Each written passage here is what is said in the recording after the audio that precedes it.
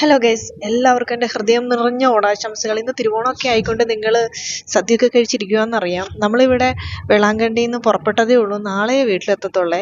സദ്യ എന്ന് കേൾക്കുമ്പോൾ കൊതി വരുന്നു. ഒരു സദ്യ പോലും കഴിക്കാതിരുന്ന ഒരു ഓണം ഉണ്ടായിട്ടില്ല. അബേൽ ഇതേ മുട്ടയൊക്കെ അടിച്ച് ഉറങ്ങുക.